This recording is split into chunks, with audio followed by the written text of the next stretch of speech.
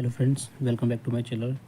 तो आज हम क्लास 12 का कुछ मॉडल टेस्ट पेपर है उसको सॉल्व करेंगे इस वीडियो में। तो इस वीडियो में मैं कुछ क्वेश्चन सॉल्व करूंगा जो हम करीब 10 या 12 सॉल्व करेंगे, बाकी नेक्स्ट पार्ट में करेंगे। तो इस वीडियो को पार्ट 1 का नाम दूंगा मैं। तो इसमें कुछ क्वेश्चन है, आइए देखते हैं क्या क्वेश्चन है। जैसे हमारा मॉडल टेस्ट पेपर है, ठीक है, इसी फॉर्म में आप पेपर आएंगे। तो हम कुछ मल्टीपल चॉइस क्वेश्चन दे रखे हैं इसमें 5-6, वो करते हैं पहले। ओके, तो फर्स्ट क्वेश्चन क्या है? फर्स्ट क्वेश्चन है इन अ सेट ए रिलेशन दे रखा है हमें ये, ठीक है। A relation R is the defined by, ये सेट है हमारा, रिलेशन क्या दे रखा है? A B, both A and B are either odd और इवन। ओके, तो then are is reflexive, symmetric, transitive और नन ऑफ दिस। तो इसमें से कोई एक ऑप्शन चुन रहा है। ओके, तो सिंपली क्या करना है, देखो ए मेरे को क्या दिया हुआ है, ये जो सेट है वो मेरे को दिया है। फर्स्ट क्वेश्चन कर रहे हैं। ओके, ये जो सेट दिया वो क्या दिया हुआ है मुझे? 1 2 3 4 5 6 एंड 7। ओके, ये दिया है। और जो आर है, आर जो रिलेशन है वो क्या बोल रहा है? A and B, okay, both A and B are either odd or even.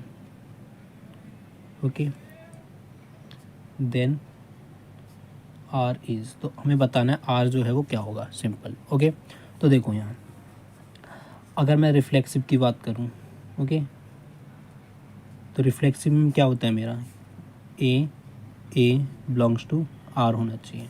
Okay, अब इसमें बोला है both A and B are either odd और इवन, ठीक है। या तो ए ऑड हो मेरा या बी इवन हो, तो दोनों सेम हो ही नहीं सकते कभी भी।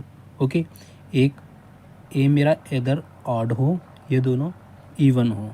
ओके, अगर मैं ले लूँ, एक 1 ले लिया मैंने और एक 2, ये ले ही नहीं सकता मैं। या दोनों क्या होना चाहिए? तो ऑड ही हो दोनों नंबर, ये दोनों नंबर इवन हो। ओके, अगर मैं यहाँ 1 ले रहा हूँ तो यहाँ कितना लूँगा? 3। अगर मैं 2 ले रहा हूँ इसको, और इसको कितना लेना होगा फिर मेरे को? 4। ओके, तो ऐसा करना है मेरे को। तो 1 3 3 3 तो नहीं ले सकता मैं। ओके, ये भी नहीं ले सकता, 2 2 भी क्यों नहीं ले सकते? क्योंकि इसमें ऑलरेडी बोल रखा है इधर ऑड हो इधर इवन हो। ओके, ए और बी दोनों सेम नहीं हो सकती। ओके, तो ये हो गया। अगला क्या है मेरा? सिमेट्रिक, तो ये तो होगा ही नहीं, रिफ्लेक्सिव तो है ही नहीं है। सिमेट्रिक चेक करते हैं या नहीं। तो सिमेट्रिक के लिए क्या चाहिए होता है? ए एंड बी डिफरेंट है, बिलोंग्स टू आर। सेकंड क्या होना चाहिए? इसका उल्टा भी होना चाहिए। ओके, अब देखो इसका मैंने कोई नंबर लिया 1 और 3, ये मेरे दोनों नंबर क्या हैं? इवन। ओके, अब देखो क्या करना है। 1 3 इसमें होगा मेरा, अगर आर को मैं डिफाइन करूँ तो आर मेरा सिंपली इसमें क्या निकलेगा? पहले आर ही निकाल लेते हैं। इसमें क्या होगा? 1 3 3 1 भी होगा, क्योंकि उल्टा कर रहा हूँ मैं, उसने नहीं बोला कि चेंज वैल्यू कम या ज़्यादा, तो ये सिंपल कर सकता। तो ये रिलेटेड होगा इससे, जैसे 1 3 मैंने इसको माना, ये 1 और 3 बिलोंग्स टू करेगा आर। दोनों क्या है? इवन नंबर है मेरे, ठीक है। अगर मैं इसको उल्टा कर दूँ 3 और 1, तब भी दोनों क्या है? इवन नंबर ही हैं, तो ये भी बिलोंग्स टू आर करेगा ही। ओके, तो मैं बोल सकता हूँ ये सिमेट्रिक होगा। ओके, अगला देख रहे थे ट्रांजिटिव। ओके, अब ट्रांजिटिव के लिए क्या चाहिए मेरे को? सिंपल, देखो अगर हमें सिमेट्रिक मिल गया तो इसका डायरेक्ट हम सिमेट्रिक लगा सकते हैं ना, बाकी की सॉल्व करना ऑप्शनल वाला है, तो डायरेक्ट हम क्या लगाएंगे इसमें? सिमेट्रिक। ओके, तो आंसर जो क्वेश्चन नंबर 1 है उसका आंसर क्या हो जाएगा? B, symmetric. ओके,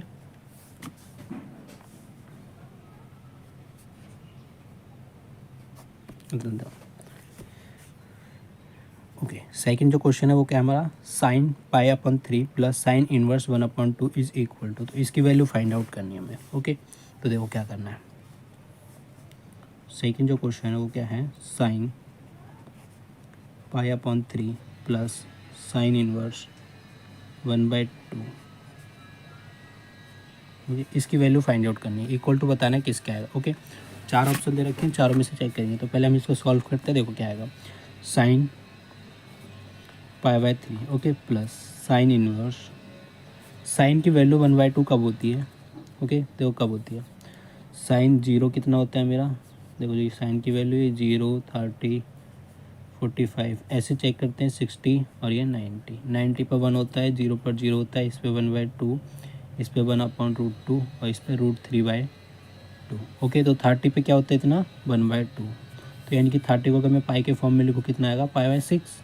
तो यहाँ कितना लिखूँगा sin π/6। ओके, जो साइन इनवर्स 1/2 वैल्यू है 1/2 साइन पे कब होती है sin π/6 पर। ओके, अब देखो नेक्स्ट साइन π/3 प्लस साइन से साइन कट जाएगा ये।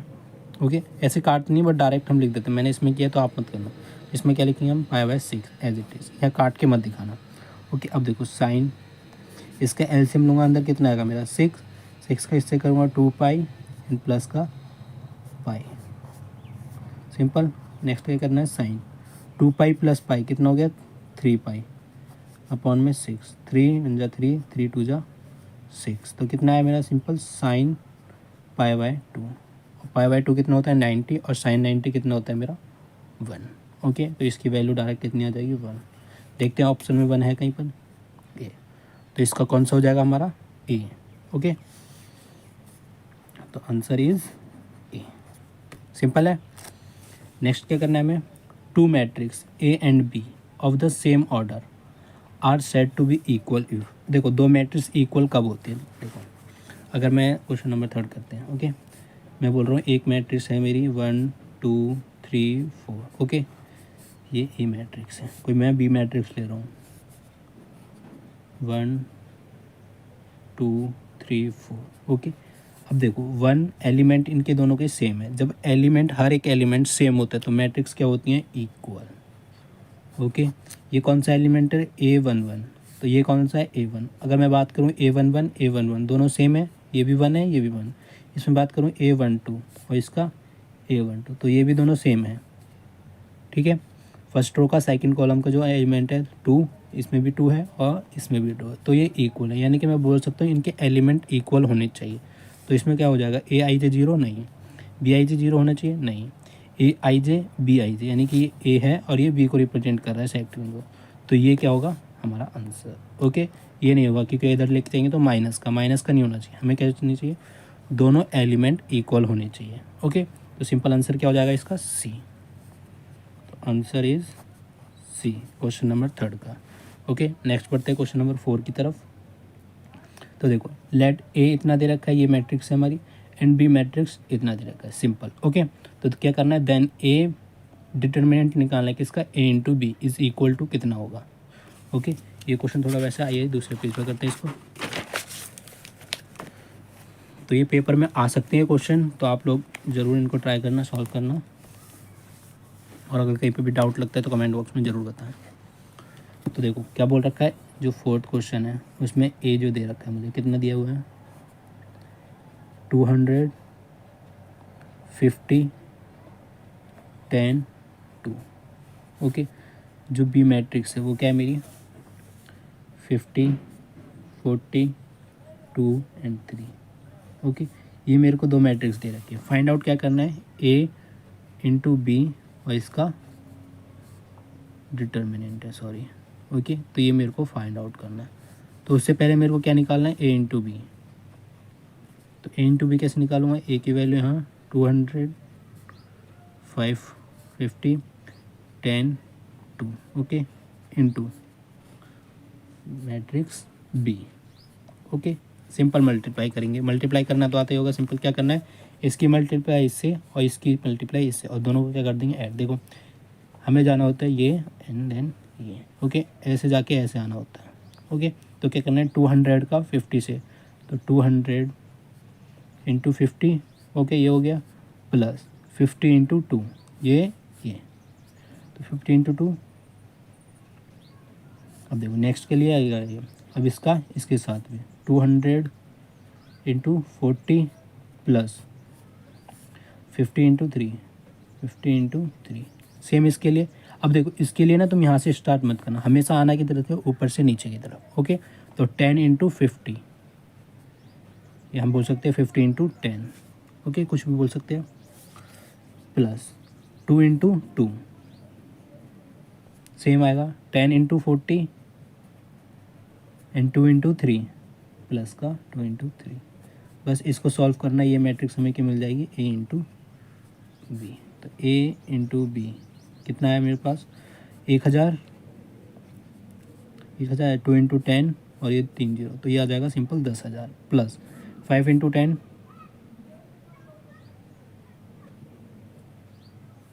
50 इंटू 2। ओके, ये था मैट्रिक्स में क्वेश्चन। हाँ, तो ये कितना आ जाएगा सिंपल 100। अगला क्या है, 2 इंटू 8, तो 8000 सॉरी, 5 इंटू 3 प्लस का 150, यानी इतना कितना आएगा 500 प्लस 4 और ये कितना आएगा 400 प्लस 6। इतना समझ आया। अब देखो सिंपल क्या करना है, ए इंटू बी क्या आ जाएगा मेरा फाइनली 10,000 प्लस 100, तो 10,000 100। ओके, ये समझ आ गया ना। नेक्स्ट क्या आएगा 8 एंड 10, ये कितना आएगा 504, ये कितना आएगा 406। अब इसका क्या निकालना है, डिटर्मिनेंट, ए बी का डिटर्मिनेंट। अब डिटर्मिनेंट कैसा निकालते हैं, इसकी मल्टीप्लाई इसके साथ माइनस इसकी मल्टीप्लाई इसके साथ। ओके, तो देखो क्या करना है, इसकी मल्टीप्लाई इसके साथ 10100 इंटू 406 माइनस इसके साथ 504 मल्टीप्लाई 810 हो गया। ठीक है, सिंपल इसकी मल्टीप्लाई करनी है। ओके, तो डायरेक्ट मैंने ये कैलकुलेटर सॉल्व करके लिख दिया क्योंकि वो काफ़ी लंबी थी है मल्टीप्लिकेशन। तो डायरेक्ट इनका मल्टीप्लाई करने पे मेरा ये आएगा और इसके मल्टीप्लाई करने पे ये आएगा। ओके, अब देखो डायरेक्ट क्या करना है, इस टर्म में से इसको माइनस करना। अब हालांकि पता चल रहा है ये टर्म बड़ी है। ओके, क्योंकि ये 4100, ये क्या है 41076। ओके, तो डायरेक्ट इसमें से घटाना है, तो क्या देखो ये माइनस का आगे आ जाएगा क्योंकि ये बड़ी संख्या है, बड़ी संख्या के आगे माइनस है। ओके, तो सिंपल अब देखो 41 ये कट जाएगा 0, क्या करना है सिंपल 4107600 एंड 4100600 सिंपल माइनस किया तो कितना है 0 0 से 660, ये 7 आ गया, ये बाकी टर्म भी 0, तो कितना आ गया मेरा 7000। सिंपल क्या है 7000। माइनस का क्यों क्या है, क्योंकि ये संख्या बड़ी है हमारी, हम छोटे में से बड़े को घटा रहे हैं, इसलिए क्या आएगा माइनस का। तो ये आ गया मेरा आंसर। देख लेते हैं अगर ये आंसर में है या नहीं। ओके, तो क्वेश्चन नंबर कौन सा था, फोर्थ का कौन सा आ जाएगा आंसर, डी। तो आंसर इज डी यानी कि माइनस का 7000, ये हो जाएगा हमारा आंसर। ओके, नेक्स्ट क्वेश्चन पे बढ़ते हैं। द फंक्शन एफ एक्स कितना है, के एक्स प्लस 1 ये फंक्शन दे रखा है, कंटिन्यूस कितने पे, एक्स इक्वल टू 3 पर। ठीक है, देखो अगर कोई फंक्शन कंटिन्यूस होता है, जिस फंक्शन पे कंटिन्यूस यानी कि दो फंक्शन दे रखे तो वो आपस में क्या होते हैं, इक्वल। ओके, यानी कि इसकी वैल्यू भी हमारी 3 आएगी और इसकी वैल्यू भी 3 आएगी, तभी कंटिन्यूस होता है मेरा। तो देखो क्वेश्चन नंबर 5 क्या बोल रखा है, एफ एक्स इस कंटिन्यूस, इस वैल्यू पर क्या है मेरा कंटिन्यूस, यानी एफ एक्स जो है एक्स इक्वल टू 3 पर मेरा कंटिन्यूस है। तो 3 पे यानी कि ये दोनों वैल्यू 3 आएंगे, यानी कि मैं बोल सकता हूँ के x plus 1 equal to answer कितना आएगा इसका, सेम। ओके, 3 ना आके सेम आएगा, सॉरी, तो कितना आएगा सेम, मान लो जो आंसर आएगा मेरा वाई आएगा। ओके, दूसरे का भी कितना आएगा 3x माइनस इसका भी y आएगा, तभी तो ये कंटिन्यूस होंगे। कंटिन्यूस कब आता है, जब दो फंक्शन का x की वैल्यू पर जब दो फंक्शन की वैल्यू जो है वो सेम आ जाए तो हम क्या बोलते हैं उस फंक्शन को कंटिन्यूस। तो इसका भी मान लो y आया, इसका भी y, तो दोनों y हैं। ये इक्वेशन फर्स्ट, ये equation second, and first and second से मैं क्या बोल सकता हूँ कि x plus 1 equal 3x minus का y नहीं है, ये क्या था 5।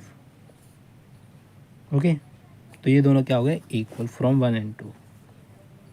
अगर इसको मैं लिखना चाहूँ फ्रॉम 1 एंड 2 तो क्या हो गया के x plus 1 and equal to 3x minus 1। Okay, अब देखो नेक्स्ट टाइम क्या आता है, किस पर एक कॉन्टिन्यूस है ये, x इक्वल टू 3 पर, यानी x की वैल्यू कितनी है यहाँ पर 3, तो यहाँ पुट कर सकता हूँ, कितना आएगा 3 के x की वैल्यू पुट करी प्लस 1, ये कितना आ गया 3 इंटू 3 माइनस का 5, तो कितना आ गया 3 के प्लस 1 इक्वल 9 माइनस 5, 3 के प्लस 1 इक्वल 4 आ गया ये।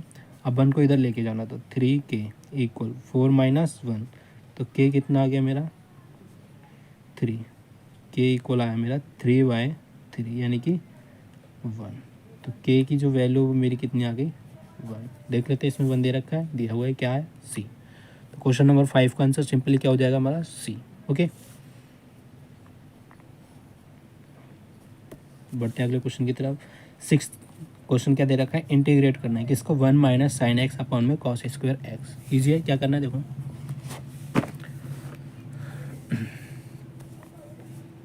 क्वेश्चन नंबर 6, ओके, इंटीग्रेट करना 1 माइनस साइन एक्स डिवाइड में cos square x D x. Okay, क्या करेंगे, कॉस स्क्वायर एक्स को हम 1 से भी डिवाइड कर देंगे और साइन एक्स से भी। ओके तो क्या करना है, 1 अपॉन में cos square x, okay, minus sine x upon में कॉस स्क्वायर एक्स। सिंपल है। अब इसको क्या कर देंगे, अलग अलग इंटीग्रेट।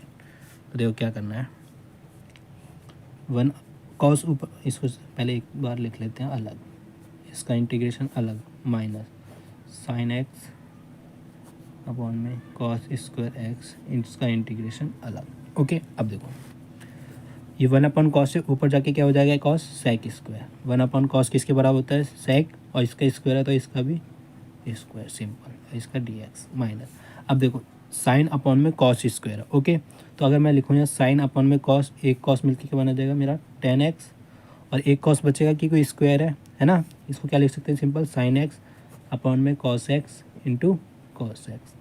तो ये साइन अपॉन में कॉस मेरे को 10 देगा, और ये कॉस ऊपर जाके क्या हो जाएगा सेक एक्स, और ये सिंपल डी एक्स। ओके, अब देखो सेक स्क्वायर एक्स का इंटीग्रेशन क्या होता है मेरा 10x, simple, minus 10x plus 10x dot sec x का इंटीग्रेशन डायरेक्ट क्या होता है मेरा सेक एक्स। ओके, प्लस का सी कांस्टेंट, ये आ जाएगा मेरा क्वेश्चन नंबर 6 का आंसर। ओके, नहीं पता ये तो इंट्रोडक्शन पार्ट में अगर मैं देखा होगा, ये हमारा इंटीग्रेशन का है। ओके, तो देखो इसमें कोई आंसर दे रखा है, ए जो हमारा 10x minus sec x plus C, तो 10x minus sec x plus C, ये हमारा आंसर हो जाएगा ए। ओके, तो आंसर इज ए। ओके, अब बढ़ते हैं क्वेश्चन नंबर 7 की तरफ। क्या दे रखा है, the order of the differential equation. देखो ऑर्डर क्या होता है, ऑर्डर होता है कोई इक्वेशन है डिफरेंशिएट कितनी बार हुआ है ना, जैसे फर्स्ट एक बार डिफरेंशिएट, 2 बार, डबल ऑर्डर डिफरेंशिएट जैसे हम पढ़ते हैं, 3 ऑर्डर भी होता है, 4 ऑर्डर, बहुत सारे होते हैं। तो जितनी बार कोई इक्वेशन डिफरेंशिएट हो रही है वो उसका क्या कहलाता है, ऑर्डर। ओके, अब ये इसकी देखो मैक्सिमम कितनी बार हो रही है, ये 1 बार है, ये कितनी है 2 है ना, इसको बोलते हैं ना डबल ऑर्डर, यानी कि इसकी पावर कितनी है 2 हमारी, तो ऑर्डर इसका कितना हो जाएगा, सिंपली 2। ठीक है, 7 की अगर बात करूँ तो इसका ऑप्शन ये दे रहा है। ठीक है, A2 है, 0 1 नन ऑफ दिस, तो आंसर क्या आएगा हमारा, सिंपल A2। ठीक है, 7 का ऑर्डर फाइंड आउट करना, देख लेते हैं। देखो ऑर्डर फाइंड आउट करना था किसका, 2x स्क्वायर, इसको नहीं देखना हमें, क्या देखना है तो differential equation, d y upon में डी एक्स स्क्वायर, सिंपल ये आएगा -3 d y upon d x plus y equal 0। तो ये तो 1 ऑर्डर है इसका ऑर्डर कितना है 2, तो 2 ये 1। ओके, तो जो मैक्सिमम होता है हम उसको देते हैं।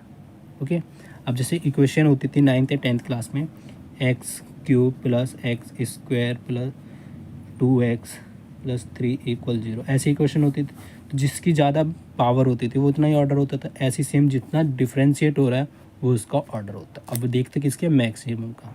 ओके, जो मैक्सिमम हो रहा है, अगर इसमें कहीं पर 3 होता तो हम 3 लेते ऑर्डर, ना कि 2। ओके, तो ये हो गया सिंपल। नेक्स्ट क्या आएगा हमारा 8th question, the angle between the vector. तो 2 वेक्टर है हमारे ए एंड बी, इसके बीच का हमें एंगल फाइंड आउट करना है सिंपली। ओके, तो देखो एंगल का फॉर्मूला क्या होता है, simple cos theta equal to क्या होता है, A vector dot B vector. Okay, divide में क्या आता है, magnitude of A vector into ये किसकी मैग्नीट्यूड ऑफ वेक्टर बी। तो ये डायरेक्ट मेरा होता है फॉर्मूला।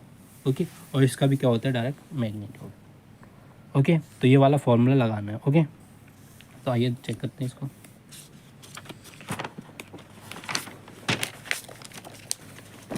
देखो मेरे को ए जो वेक्टर दे रखा है वो क्या दिया हुआ है, i प्लस 2j माइनस का 3k। ओके, एंड जो वेक्टर बी है वो क्या दिया हुआ है, 3i माइनस का j प्लस का 2k, ये दिया हुआ है। तो मेरे को कॉस थीटा निकालना है, सिंपल थीटा की वैल्यू निकालनी, तो क्या देना होगा,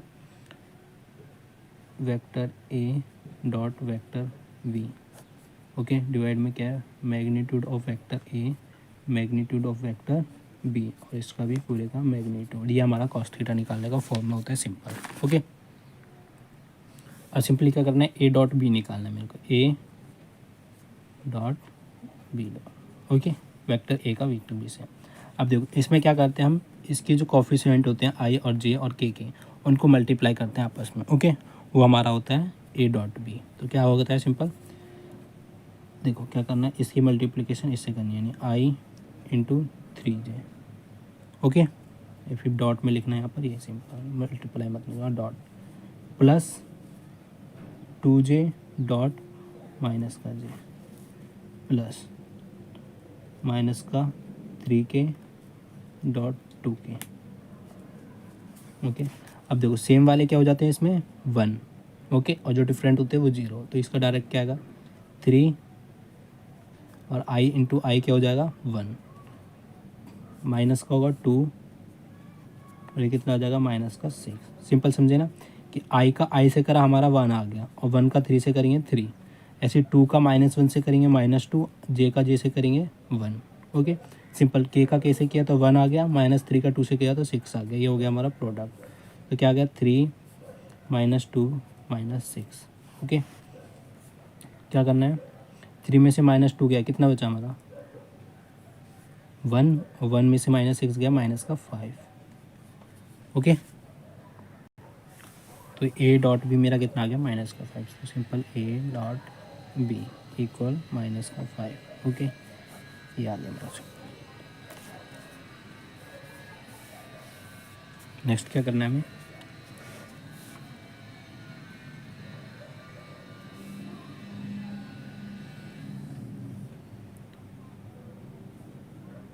नेक्स्ट में निकालना हमें मैग्नीट्यूड ऑफ वेक्टर ए और magnitude of vector B. Okay, तो अलग अलग निकालते हैं। मैग्नीट्यूड ऑफ वेक्टर ए कितना होगा, सिंपल होता है ये, कोफिशिएंट इसके ले लेते हैं। ओके, ए कितना है यहाँ पर अगर लिखूँ मैं, ए है मेरा 1, बी है मेरा 2, सी है मेरा -3।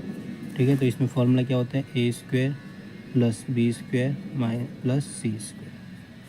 ओके, तो डायरेक्ट ए कितना है मेरा 1 का स्क्वायर हो जाएगा, बी कितना है मेरा 2 तो 2 का स्क्वायर, सी कितना है मेरा -3 तो -3 का स्क्वायर। सिंपल। ओके, अब देखो रूट में है तो रूट में रहेगा 1 का 1 प्लस 4 प्लस 9। ओके, ये कितना आएगा सिंपल रूट का 14। ये आ गया मेरा। अब सेकंड में क्या निकालेंगे, मैग्नीट्यूड ऑफ वेक्टर बी। तो सेम इसका ए भी निकालते हैं। ए कितना है मेरा 3, बी कितना है मेरा -1, सी कितना है मेरा 2। तो इनकी वैल्यू हम डायरेक्ट यहाँ पुट करेंगे। तो कितना आएगा 3 का स्क्वायर प्लस -1 का स्क्वायर और कितना आएगा 2 का स्क्वायर प्लस में, तो कितना आ गया सिंपल 9 + 1 + 4। तो ये भी कितना आ गया √14। ओके, अब दोनों को क्या करना है मल्टीप्लाई। ओके, तो हमें क्या निकालना है, magnitude of A into magnitude of B कितना है √14 इंटू √14। तो सिंपल कितना आ जाएगा 14। ओके, और फॉर्मूला क्या था मेरा, कॉस थीटा किसके बराबर होता है, A dot B. Okay, A dot B upon में क्या होता है, magnitude of A magnitude of B. इसका मैग्नीट्यूड, तो देखो ये इसकी वैल्यू कितनी दे रखी है -5। ए डॉट बी अगर मैंने निकाला था, ए डॉट बी कितना आया -5, और magnitude of A into magnitude of B कितना है 14। तो ये आ जाएगा 14। ओके, तो फाइनली हो जाएगा हमारा आंसर। तो थीटा कॉस, थीटा निकालना है मेरे को, कॉस थीटा है। ओके, कितना है -5/50। अब मेरे को बस चाहिए था थीटा। ओके, तो कॉस को इधर भेजेंगे, क्या आएगा theta equal to cos inverse -5/15। ठीक है, तो चेक करते हैं अगर ये आंसर है कोई तो हो जाएगा हमारा आंसर। ओके, सी कॉस इनवर्स -5/14। सिंपल आंसर हो जाएगा मेरा। ओके, तो हम करेंगे क्वेश्चन नंबर 9। देखते हैं क्वेश्चन नंबर 9 है वो क्या दे रखा है। If A line, okay, if A line has a direction ratio, एक लाइन है उसके डायरेक्शन रेशो 2, -1 एंड -2 दे रखे हैं। ओके, तो फाइंड आउट क्या करना है, डायरेक्शन कोसाइन। ओके, तो सिंपल देखो कोई लाइन है उसकी direction ratio, okay, D R क्या दे रखे हैं हमें, डायरेक्शन रेशो क्या दे रखे हैं, 2 -1 एंड -2। ओके, हमें क्या निकाल रहे हैं, डायरेक्शन कोसाइन। ओके, तो सिंपल फार्मूला क्या होते हैं, जो हमारे डायरेक्शन रेशो होते हैं डिवाइड में magnitude of every element, magnitude of vector ए बोल दे सकते हैं। ओके, अब देखो अगर इसका वेक्टर ए बनाना हो मेरे को क्या बनाऊंगा, 2i प्लस सॉरी माइनस का आई, क्योंकि माइनस है तो माइनस का 1j माइनस का 2k कैप, ये हो जाएगा मेरा। और इसका क्या निकालना होगा मेरे को, मैग्नीट्यूड। सिंपल ये होता है डायरेक्शन कोसाइन का निकालने का फॉर्मूला। ओके, तो क्या निकालना है इसके लिए मेरे को, मैग्नीट्यूड। तो मैग्नीट्यूड क्या हो जाएगा, √2 का स्क्वायर -1 का स्क्वायर प्लस में होता है ये प्लस में माइनस का 2 का स्क्वायर। ओके, तो सिंपल क्या किया, यह निकाला हमने मैग्नीट्यूड ऑफ ए कितना आएगा, रूट में 4 + 1 + 4, सिंपल कितना आया, रूट का 9, बाहर निकालेंगे तो 3। ठीक है, रूट 9 का बाहर कितना आएगा, 3। तो मैग्नीट्यूड ऑफ ए कितना आ गया मेरा, 3। अब देखो डायरेक्शन कोसाइन किसके बराबर होता है, डायरेक्शन रेशो कितना है मेरा, 2 -1 एंड -2, और डिवाइड में कितना होता है, magnitude of A, magnitude of A same इसका भी एंड इसका भी। ओके, अब देखो 2 मैग्नीट्यूड ऑफ कितना दे रखा है, 3, ये 3 हो जाएगा, ये -1/3 -2/3। देखते ही आंसर मैच कर रहा है या नहीं। ओके, तो क्या आएगा, simple question number 9, 2/3 -1/3 -2/3। Okay, simple ही आंसर मैच कर गया। ओके, बाकी कोई भी मैच नहीं करेगा, तो आंसर क्या हो जाएगा, आंसर नंबर ए जो होगा इसका ऑप्शन ए है। ओके, सॉल्यूशन है हमारा। अब देखो if A and B are event its, ये हो जाता है हमारा 9। अगला क्वेश्चन नंबर 10, if A and B are event its such that, हमें क्या दे रखा है, पी ए ऑफ बी, ये पी ए रेशो बी कुछ भी बोल सकते। ओके, कितना दिया हमें, पी B/A, कब इक्वल होते हैं ये पूछा है इससे। ओके, अगर तुमने एक्सरसाइज करी हो तो उसमें ये डायरेक्ट लिखा हुआ था कि कब होता है, जब इनके probability of A equal to probability of B के बराबर होती है, तब ये इक्वल होते हैं। कैसे, अगर इसके निकालने का फॉर्मूले की बात करूँ मैं, कितना आता है, A/B। ओके, कितना होता है, P of A intersection B, नीचे क्या आता है जो B का होता है, तो प्रोबेबिलिटी ऑफ B। ओके, इसकी बात करूँ तो क्या होगा, P B/A क्या होता है, ऊपर सेम ही होता है, A इंटरसेक्शन B ही होगा इसका। ओके, नीचे क्या आता है, A का प्रोबेबिलिटी ऑफ A। तो देखो ऊपर तो सेम है, नीचे भी अगर सेम आ जाए तो मेरा क्या होगा, ये इक्वल।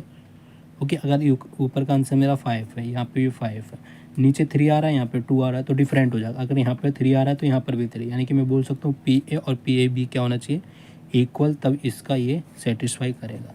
तो इसमें वही देखना है क्या है, देखो तो ऑप्शन ए दे रखा है, ए सबसेट बी का होना चाहिए, बट ये नहीं, ए बी इक्वल होना चाहिए, नहीं, हम प्रोबेबिलिटी की बात करें ना कि ए और बी की। तो ए इंटरसेक्शन बी 5 के बराबर नहीं होना चाहिए। Okay, P A equal to P B, तो आंसर नंबर डी जो है वो सही ऑप्शन है।